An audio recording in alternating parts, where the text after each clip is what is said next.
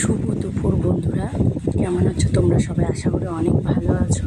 আমরাও কিন্তু অনেক ভালো আছি। তো আজকে কিন্তু জন্মাষ্টমী, মানে আজকে সোমবারের ভ্লগটা তোমাদের সাথে শেয়ার করছি। দুপুরে আমি তোমার স্নান টান করে সব কাজ টাজ করে রান্না টান্না করে ঠাকুরকে একটু মিষ্টি দিয়ে ফুল জল দিয়ে পুজো দিয়ে দিয়েছি। যেহেতু মাম্মাম আছে, আমি তো সেরকম করে পুজো দিতে পারি না, কিন্তু কোনোভাবে পুজো দিয়েছি। আর আজকে কিন্তু সোমবার, তো তোমরা তো জানোই যে তোমার ভাই আমাদের এখানে এসেছিলো। তো আজকেও তোমার কিছুক্ষণ আগেই ও বাড়ির উদ্দেশ্যে রওনা দিল। তো মনটা খুব খারাপ লাগছিল, ভাই চলে গেছে তার জন্য। যেহেতু ওর আগামীকাল ডিউটি আছে, তোমাদের দাদারও ডিউটি আছে, ওরও ডিউটি আছে, তো ও তো আর থাকতে পারবে না, ওকে বাড়ি যেতেই হবে। তাই ও চলে গেছে 2:30টার সময় এখান থেকে রওনা দিয়েছে। আর এখন তোমরা ঘুরতে দেখতেই পারলে যে 3টে পৌনে 3টার মতো বাজে। তো আমি পুজো দিচ্ছিলাম, পুজো টুজো দিতেই মাম্মাম প্রচণ্ড কান্না করছিল ঘুমানোর জন্য। তো আমি কিছুই গুছাতে পারিনি, সব অগোছালো করে রেখে ওকে ঘুম পাড়াতে চলে গেছি। তখনই ভাই আর কি চলে গেছে। ওকে আমি আজকে খাবারটাও বেড়ে দিতে পারিনি। কেন বলো তো? মাম্মাম ভীষণ কান্না করছিল, যার জন্য ওকে আমি খাবারটা বেড়ে দিতে পারিনি। ও নিজেই নিয়ে খেয়ে চলে গেছে। খুব খারাপ লাগে, কেন বলো তো? আমরা তো এখানে ভাড়া থাকি, এখানে তো সেরকম কেউ আসে না। অনেক আগে মা বাবা আসতো, এখন মা বাবাও আসার চান্স পায় না। বুঝতেই পারো, বাড়িতে এখন কেউ থাকে না। ভাইও এখন যেহেতু চাকরি করছে, সেহেতু মা বাবা একা, দোকানটা বাবাকে একাই দেখতে হয়। আর মা তো বাবার সাথে সবসময় সাহায্য করে, রান্না টান্না, ঘরের কাজ, কত একটা সংসারে কাজ থাকে, তাই না? তো যাই হোক, এই যে মিষ্টিগুলো এনেছিল, ভাইকে বলেছিলাম, ও তো মিষ্টি খেতে ভীষণ ভালোবাসে। তো ভাইকে বলেছিলাম যে ভাই, কয়েকটা মিষ্টি বাড়ির জন্য নিয়ে যাও, তুমি বাড়িতে রাত্রেবেলা খেও। তো ও নিজেই নিয়ে গেছে। কয়টা নিয়েছে সেটাও আমি বলতে পারবো না, আমি দেখিও নি। ওকে বলেছি তুমি নিজে নিয়ে নাও, মামামকে আমি ঘুম পাড়াচ্ছি। তো যাই হোক, এই যে সব কিছু অগোছালো ছিল, সব এখন আস্তে আস্তে গুছাচ্ছি। মামাম ঘুমিয়ে পড়েছে, তার জন্য সব আস্তে আস্তে গুছাচ্ছি। আর তোমাদের দাদা মানে ভাইকে এগিয়ে দিতে গেছে। আর আমি এদিকে টুকটুক করে যা কাজ ছিল সব করে নিচ্ছি। ভীষণ খারাপ লাগছিল, কেন জানো? আজকে মানে দুদিন থেকে ছেলেটা এসে থাকলো, কিন্তু একটু ও মাটন খেতে খুব ভালোবাসে, মাটনটা এনে খাওয়াতে পারলাম না।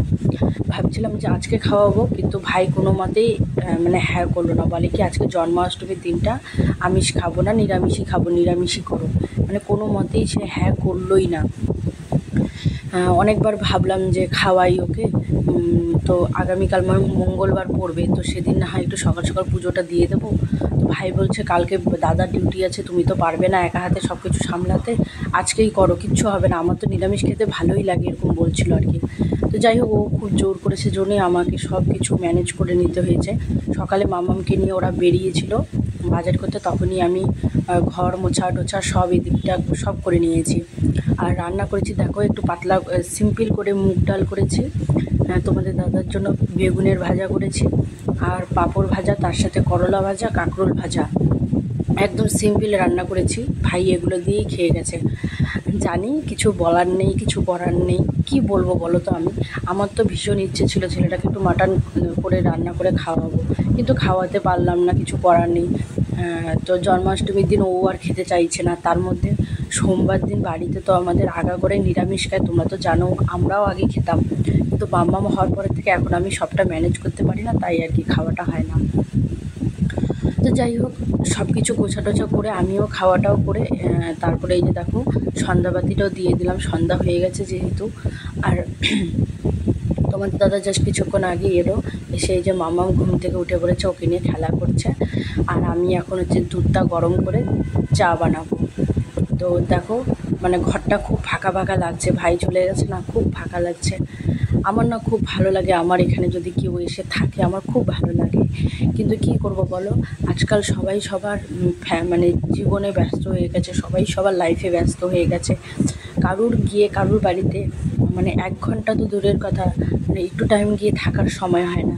এমন কিন্তু মানে পরিস্থিতিটা এখন হয়ে গেছে। আগে কিন্তু সবাই সবার বাড়িতে গিয়ে অনেক কয়েকদিন করে থাকতো, তাই না বলো? এখন কিন্তু সেরকম কিন্তু কেউ থাকে না, সবাই সময় নিয়ে যায়, সময় নিয়েই আবার চলে আসে।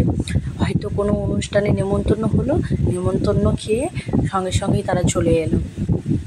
তো এখন কিন্তু পরিস্থিতিটা এমনই হয়ে গেছে, কিছু করারই নেই, কী করবে বলো? যেহেতু এখন সময়ের সাথে সাথে আস্তে আস্তে সবই পাল্টে যাচ্ছে। তো তো যাই হোক, ভাই গেছে, খুব খারাপ লাগছে। ও দুবার ও থাকলে এটা ওটা বানিয়ে খাওয়াতাম। তারপরে রাত্রেবেলা যাই হোক দুপুরেরই সব ছিল, ডাল ভাজা টাজা সবই রয়েছে, ভাতও রয়েছে। তো তোমাদের দাদা বলছিল যে আমি ভাত খেয়ে নেব, তুমি কি খাবে? তারপরে আমি ভাবলাম যে ঠিক আছে, তুমি যেহেতু ভাত খাবে তাহলে আমি একটু ফ্রাইড রাইস নিজের জন্য বানিয়ে নেই। তো আমি আমার নিজের জন্য ফ্রাইড রাইস বানিয়ে নিয়েছি। তোমরা তো আগাগোড়াই জানো তোমাদের দাদা ফ্রাইড রাইস, বিরিয়ানি, পোলাও এসব একদমই পছন্দ করে না, তাই জন্য ওকে জোর করি না। এখন হচ্ছে মানে একা একা করে খেতে শিখে গেছি, আর ভালো লাগে না ওকে জড়াজড়ি করার জন্য। বলি অনেক, খায় না, কি করব বলো? একাই কোনো সময় রাগ হয়ে নিজেই খেয়ে নিই, কী করবো, কিছু করার নেই।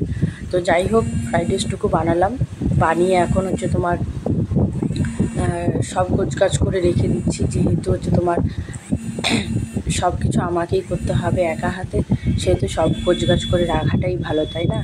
আর তোমাদের দাদা মামাকে নিয়ে ওই ঘরে তোমার খেলা করছে, তারপরে হচ্ছে তোমার ঘোরাঘুরি করছে। আর বেশি কিছু বলবো না, কারণ খুবই খারাপ লাগছে কথাটা, না মানে দিনটা এইভাবে চলে গেল। মানে খুব খারাপ লাগছে যে ভাই থাকলে আরও ভালো হতো। অ্যাকচুয়ালি কী বলো তো, একা একা সবসময় থাকি তো, তার জন্যই এরকমটা হয়তো মনে হয়, তাই না? কিন্তু বাড়িতে গেলে তো এরকম আরও মনে হয় না? বাড়িতে গেলে তো ভীষণ ভালো, তখন তো একটা অন্যরকমই পরিবেশ পেয়ে, অন্যরকমই একটা আনন্দ ফুর্তি মনের মধ্যে থাকে। তো যাই হোক, ফ্রাইড রাইসটা কোনোভাবে বানিয়ে নিলাম, একদম সিম্পলভাবে বানিয়েছি। একটু গাজর ক্যাপসিকাম ছিল, একটু আলুও ঝিঝি করে কেটে ক্যাপসিকাম মানে সব কিছু দিয়ে হালকা করে বানিয়ে নিয়েছি। তো আমি আবার ফ্রাইড রাইসটা খুব একটা মিষ্টি দেই না, কেন বলো তো? মিষ্টিটা তো খেতে ভালো লাগে না, তাই হালকা একটু লবণ ছিটা, হালকা একটু মানে চিনি দিই, এই আর কি। তো যাই হোক, রান্নার পরে সব গোছগাছ করে রাখছি, যেটুকু বাসন টাসন ছিল সব মেজে রাখছি। আর আমার মুখটা হয়তো তোমরা দেখেই বুঝতে পারছো ভার হয়ে আছে, ভালো লাগছে না, মানে খুব খারাপ লাগছে, এটাই আর কি। তো যাই হোক, সবাইকে জন্মাষ্টমীর অনেক শুভেচ্ছা। জানি জন্মাষ্টমী চলে গেছে, তারপরেও বলবো জন্মাষ্টমীর সবাইকে অনেক শুভেচ্ছা। সবার খুব ভালো কাটুক দিন, ভগবানের কাছে সবসময় একটাই প্রার্থনা করি, আমার সব মানে আমার বড় পরিবার, ছোট পরিবার সবাই যেন খুব ভালো থাকে। সবাইকে ঠাকুর তুমি সবসময় ভালো রেখো, তোমার কাছে এতটুকুই আমি প্রার্থনা করি। তো যাই হোক, জন্মাষ্টমীর দিনটা তো তোমার এইভাবেই কেটে গেল। আর সত্যি কথা জানো, ভেবেছিলাম মামামকে আজকে একটু সাজাবো, আবার কৃষ্ণ ঠাকুর সাজাবো বা রাধা সাজাবো। তো পাশের রুমের ম্যাগিকেও ভেবেছিলাম যে কৃষ্ণ ঠাকুর সাজাবো আর মামামকে রাধা সাজিয়ে কয়েকটা ভিডিও করব। কিন্তু না, সত্যি কথা বলতে মনটা এত খারাপ লাগছিল না, ওকে কিচ্ছু করিনি, কিচ্ছু বলিনি। আর মামামের না সর্দিটাও বেড়ে গেছে, ওই যে বললাম কদিন থেকেই ওর সর্দি চলছে, মানে বাড়ি থেকে এসেছি তখন থেকেই সর্দিটা মানে চলছিল, তো একটু কম ছিল, রিসেন্ট 2-4 দিন থেকে না খুব বেড়ে গেছে। তারপর ওষুধ এনে এখন একটু ঠিক আছে। তো আজকে আবার খুব কান্নাকাটি করছে, মানে ও মানে ভালোই লাগছে না ওর আর কি, এরকম একটা ব্যাপার। তো ওকে নিয়ে আমি একটু মানে টেনশনের মধ্যেই আছি। যতই হোক, বাচ্চা অসুস্থ থাকলে কি আর মায়ের ভালো লাগে বলো? কোন মায়ের ভালো লাগে? তো আমারও ওই সেই আর কি ব্যাপারটা। তারপরেও ভেবেছি যে নিজেকে তো সবসময় মানিয়ে গুছিয়ে নিয়ে চলতেই হবে, যতই এ আসুক সে আসুক, দিন ভালো যাক খারাপ যাক, নিজেকে মানিয়ে নিতেই হবে, সব কিছু মেনে নিতেই হবে, তাই না? তো যাই হোক, সব কিছু করে এভাবেই চলছে। তো ভিডিওটা অনেক লেট করেই তোমাদের সাথে ছাড়লাম। তোমাদেরকে তো বলছি এত ব্যস্ততার মধ্যে থাকি, যার জন্য ভিডিওগুলো ঠিক টাইম মতো আপলোডই করতে পারি না। তো যাই হোক, এদিকের কাজটা সম্পূর্ণ কমপ্লিট। সবাইকে একটা কথাই বলবো, সবাই ভালো থেকো, সুস্থ থেকো। আর সবাইকে অনেক অনেক ধন্যবাদ আমার ভিডিওটা দেখার জন্য। যারা নতুন দেখছো প্লিজ চ্যানেলটিকে সাবস্ক্রাইব করে দিও, আর অবশ্যই লাইক কমেন্ট শেয়ার করো, এটাই বলবো। খুব ভালো লাগলে কিন্তু অবশ্যই কমেন্টস করবে, তোমাদের বক্তব্যটা তো আমার জানা দরকার, তাই না? তো চলো, সবাইকে টাটা।